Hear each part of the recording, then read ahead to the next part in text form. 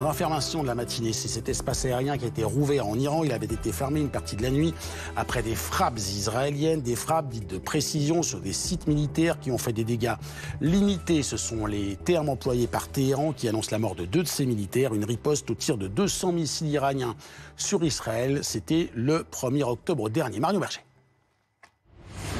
Au cœur de la nuit, l'attaque israélienne est annoncée à la télévision d'État iranienne. Il y a quelques minutes, plusieurs explosions puissantes ont été entendues près de Téhéran.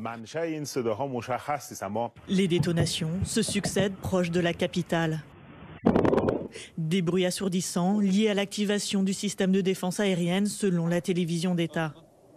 Une opération menée en représailles à l'attaque du 1er octobre de Téhéran, au cours de laquelle 200 missiles avaient été lancés sur l'État hébreu. Nous avons mené des frappes précises et ciblées dans différentes régions d'Iran. Il s'agissait notamment d'installations de fabrication de missiles utilisées par l'Iran lors de ses attaques contre l'État d'Israël au cours de l'année. Simultanément, nous avons ciblé les réseaux de missiles sol-air et les capacités aériennes iraniennes qui étaient destinées à restreindre la liberté d'opération aérienne d'Israël en Iran. Une offensive désormais terminée.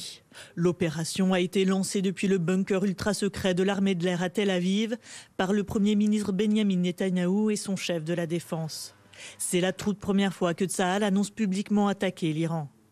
Suspendu pendant quelques heures, le trafic aérien iranien a pu reprendre. L'Iran annonce la mort de 2 militaires lors des frappes. Sur le plateau du Live Weekend, j'accueille Benjamin Petrover. Bonjour Benjamin. Bonjour. Rédacteur en chef I24 News évidemment. Avant d'échanger, on va prendre la direction de Téhéran et Tel Aviv. Tout d'abord Téhéran en Iran avec Siavosh Ghazi, correspondant d'RFI et de France 24. On attendait l'analyse, la réponse officielle iranienne. Elle émane de la diplomatie. L'Iran a le droit et l'obligation de se défendre. Absolument, c'est un communiqué qui vient d'être publié par le ministère iranien des Affaires étrangères qui donc dit que l'Iran a le droit et le devoir de répondre à l'agression israélienne. Donc le ton monte par rapport à ce qu'on a pu entendre depuis ce matin, puisque dans un premier temps, les médias iraniens et les officiels parlaient donc de dégâts mineurs, avaient affirmé que le système de défense antiaérien avait réussi à déjouer et intercepter donc les missiles ou les drones qui avaient visé des sites militaires dans la province de Téhéran, mais aussi dans 2 provinces à la frontière avec l'Irak. Donc maintenant, la diplomatie iranienne dit que l'Iran a le droit et le devoir de répondre à l'agression israélienne. Est-ce que cela veut dire qu'on va vers une riposte iranienne contre Israël? Cela a été répété pendant des jours et des jours depuis le 1er octobre par différents responsables iraniens. Il faut maintenant attendre pour voir si l'Iran va franchir de nouveau le pas et donc lancer une nouvelle attaque contre l'État hébreu. C'est évidemment l'une des questions auxquelles nous tentons de répondre dans un instant. Merci beaucoup, Siavosh, en direct de Téhéran, en direct de Tel Aviv, en Israël, Betsabé Salem, correspondante de BFM TV. On voyait un peu plus tôt, Betsabé, les images de la nuit avec Benyamin Netanyahou qui s'est mis en scène, évidemment, à la manœuvre lors de ces opérations. Oui, effectivement. D'ailleurs, quand cette vidéo a été envoyée aux journalistes israéliens, elle était accompagnée de la formule suivante. Le Premier ministre dirige l'attaque contre l'Iran depuis le quartier général de l'armée à Tel Aviv. Alors bien sûr, ça a été relevé par la presse israélienne et notamment un des grands médias ici qui a publié un article à charge contre le Premier ministre. Un article titré ainsi « Pendant que les pilotes sont en territoire ennemi, le Premier ministre se bat pour une photo ». Alors pour la défense du Premier ministre, tout de même, il faut savoir qu'il a accompagné de près cette attaque. Il a participé à toutes les réunions avec les hauts responsables sécuritaires pendant plusieurs semaines et c'est bien sûr lui qui a donné le coup d'envoi final. Et puis on sait très bien ici que Benyamin Netanyahou a l'habitude de récupérer en quelque sorte les succès de l'armée. Il l'a fait à plusieurs reprises lors des opérations de secours des otages à Gaza et il s'agit encore une fois d'un succès. On parle d'une opération, on le rappelle, qui a eu lieu à 1600 km des côtes israéliennes et les experts militaires soulignent ici que non seulement les pilotes israéliens sont parvenus à cibler des sites extrêmement précis, mais en plus ils sont tous revenus en Israël sains et saufs.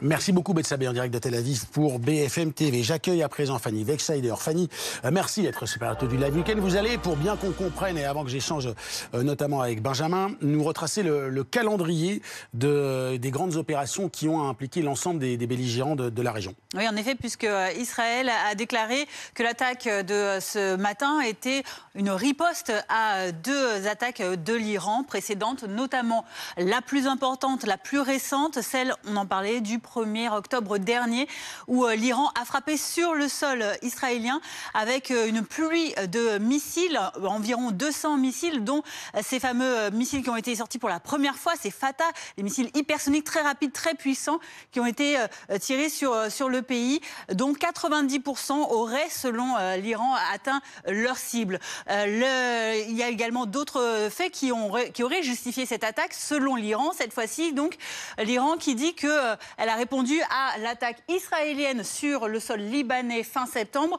qui a abouti notamment à la mort d'un général de l'armée iranienne, mais aussi à la mort d'Hassan Nasrallah. Vous savez, ce chef emblématique, il a régné pendant 30 ans sur le mouvement islamiste libanais, le Hezbollah. Voilà l'une des justifications données par l'Iran. L'autre, c'est une attaque encore antérieure, celle du 31 juillet dernier, cette fois-ci attribuée à Israël, mais sur le sol iranien, et qui aurait abouti à la mort d'Ismail Haniyeh, là aussi un autre haut responsable d'un mouvement islamiste pro-iranien, celui du Hamas palestinien. Aujourd'hui, on apprend donc enfin que c'est au tour de l'Iran de déclarer qu'il a le droit de se défendre après les attaques survenues ce matin par Israël. Merci beaucoup Fanny pour l'ensemble de ces informations qui nous permettent de comprendre la situation. Dans un instant, je me tournerai vers David Rigoulet-Rose. Merci d'être avec nous, chercheur associé à l'IRIS, spécialiste du Moyen-Orient. Avant cela, Benjamin Petrover, je modifie, correspondant à Paris 24 News, pardon.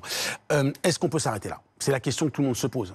Quel est le sens de cette opération et est-ce qu'on peut s'arrêter là? Alors, c'est une vraie interrogation parce qu'on voit bien que l'opération israélienne a été ciblée, a été méticuleuse, a été précise, mais a été dans le fond assez limitée. Il s'agissait surtout d'attaquer des objectifs militaires qui étaient d'ailleurs surtout des lance-missiles, des usines visiblement de fabrication de missiles. Autrement dit, répondre matériellement à ce qui s'est passé le 1er octobre et à ce qui s'est passé au mois d'avril, tirer sur ce qui a fabriqué même les missiles qui ont visé Israël. Mais pas d'objectif nucléaire visé, pas d'objectif pétrolier visé. Tout ça, on le sait pourquoi. Il y a 2 raisons particulières. La première raison, c'est d'abord la pression américaine. On sait que cette opération a été préparée main dans la main avec les Américains qui ne voulaient pas non plus que cela dégénère.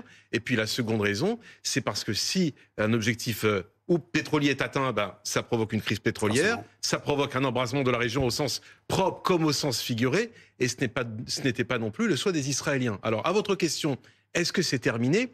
Difficile de le savoir. On serait tenté de dire oui pour la symbolique, parce qu'Israël a montré un symbole très très fort cette nuit.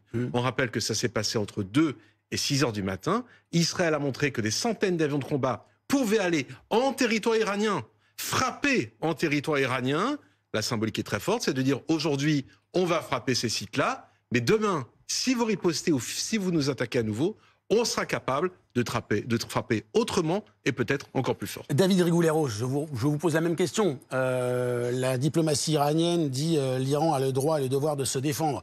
Est-ce qu'on peut, encore une fois, côté iranien, se contenter de cela, 2 morts, des sites touchés, et ne pas répondre ou riposter à la riposte israélienne?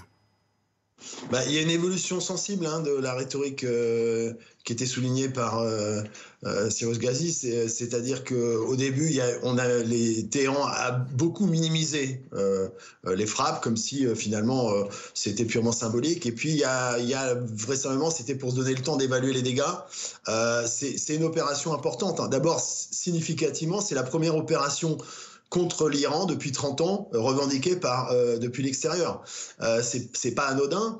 Il y a une vingtaine de cibles qui ont été prises en compte par les avions, des centaines d'avions. Ça s'est fait en plusieurs vagues. Les dégâts sont importants. Simplement, effectivement, les Iraniens ne veulent pas le reconnaître. Ils veulent se donner une marge de manœuvre pour évaluer la nécessité ou pas d'une riposte escalatoire.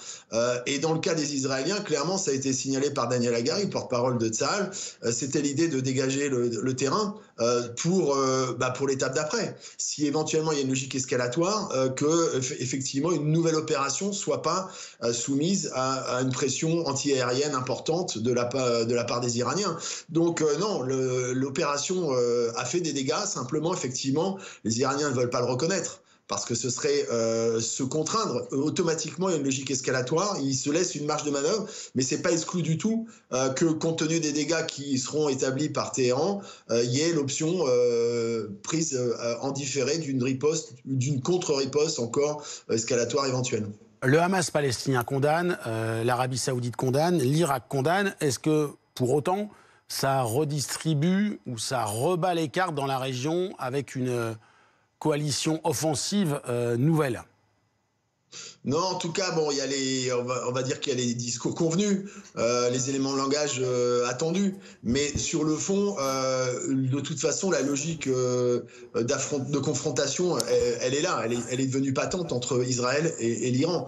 Et d'une certaine manière, ce qui vient de se passer, c'est probablement une étape d'un conflit plus long, dont on ne perçoit pas encore tous les attendus potentiels. Merci beaucoup David Rigoulet-Rose. Benjamin Pétrovert, il y a aussi ce qui se passe avec l'Iran, ce qui est évidemment l'actu. Il y a aussi ce qui se passe dans la bande de Gaza. Je parlais du Hamas à l'instant. Toujours pas de trêve, toujours les otages. Est-ce que là aussi, il y a eu encore des opérations au sud Liban et au nord d'Israël? Comment on analyse la situation côté israélien? C'est d'ailleurs la raison pour laquelle l'opération qui a visé Téhéran cette nuit était sans doute limitée. C'est parce qu'Israël ne peut pas ouvrir non plus plusieurs fronts en simultané, sachant que la guerre a toujours lieu à Gaza et qu'un conflit est également ouvert avec le Hezbollah au sud Liban. Alors pour répondre à votre question, oui, d'abord la question de Gaza est une question centrale en Israël parce qu'il y a la question des otages. Et on sait que le dernier round des négociations, il y a 24 heures, le Hamas a à nouveau refusé une proposition qui a été faite par les Israéliens, par l'entremise de l'Égypte. Nouveau refus du Hamas. On aimerait savoir qui, d'ailleurs maintenant au Hamas, puisqu'on rappelle que Yahya Sinwar n'est plus là, mais apparemment c'est son frère maintenant qui aurait pris grandement le pouvoir à Gaza, et puis il y a également des représentants qui sont à l'étranger. Quant au front nord, le front avec le Hezbollah, oui, c'est une guerre qui ne porte pas son nom. On parle en permanence d'embrasement. On se souvient, il y a 48 heures, la conférence internationale est dirigée par Emmanuel Macron, pas très loin d'ici.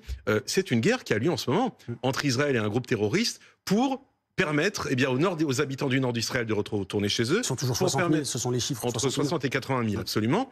Et puis aussi pour permettre aux habitants du Liban, eux aussi, de sortir de l'emprise du Hezbollah. D'ailleurs, vous remarquez depuis 48 heures, sur les réseaux sociaux, apparaître des vidéos de plus en plus nombreuses, notamment de chrétiens du Liban, qui refusent que des chiites viennent dans leur village, parce que pour eux, ce n'est pas leur guerre, et eux ne veulent pas participer à tenir une responsabilité dans les opérations menées par le Hezbollah. Les fronts sont multiples, et ça explique d'ailleurs cette image de la nuit. On a vu un Benjamin Netanyahou, le regard fatigué, le regard affaibli, parce qu'il dirige aujourd'hui une guerre sur 7 fronts. 7 fronts si on compte également l'Irak, si on compte également les Houthis du Yémen. Les gouvernements, c'est une chose, mais que dit la rue israélienne? On sait que de nombreux Israéliens sont extrêmement sévères sur le bilan et les choix de Netanyahou. Qu'est-ce qu'ils disent aujourd'hui quand ils voient ces risques d'embrasement et d'élargissement? Alors, il y a ce que l'on voit. Ce sont les images régulièrement, chaque semaine, des manifestants, notamment devant la Kyria, qui dénoncent Benjamin Netanyahou, qui dénoncent la question des otages qui, selon eux, est mise au second plan. Mais ensuite, quand vous allez en Israël, j'étais encore il n'y a pas longtemps faire un reportage à Tel Aviv, on a un autre discours aussi d'un autre Israël qui considère que ces guerres sont inévitables. Moi, je me souviens par exemple qu'en 2019, quand il y avait un premier round d'agression entre le Hamas et Israël, j'étais allé dans les habitations, notamment à Sderot, dans les kibboutz au pourtour de Gaza. C'était eux, les habitants, qui réclamaient que Tsahal entre à Gaza. Sderot, c'est une ville qui est souvent touchée par les roquettes. Absolument, à 2 km de la bande de Gaza, et c'est là où le 7 octobre, les terroristes du Hamas sont rentrés dans des pick-up mitraillettes à la main. De la même manière, je me souviens avoir tourné chez les habitants du nord d'Israël qui me disaient la même chose, à savoir qu'un jour, il y aura une guerre avec le Hezbollah, ce sera inévitable, parce que le Hezbollah menace et tire sur le nord d'Israël. Donc aujourd'hui, il y a en effet une partie de la population israélienne qui dénonce la manière dont Netanyahou a géré ce conflit, mais une autre qui considère au contraire que oui, ces deux guerres sont des guerres inévitables, parce qu'il y a un mot qui revient sur toutes les lèvres, c'est une guerre existentielle. Il y a une question existentielle aujourd'hui pour l'État d'Israël, même pour certains, on est en train de revenir à la guerre de 48-49. Face à deux groupes terroristes islamistes, le Hamas à Gaza et le Hezbollah au sud Liban. Merci beaucoup Benjamin pour cette analyse. Merci beaucoup.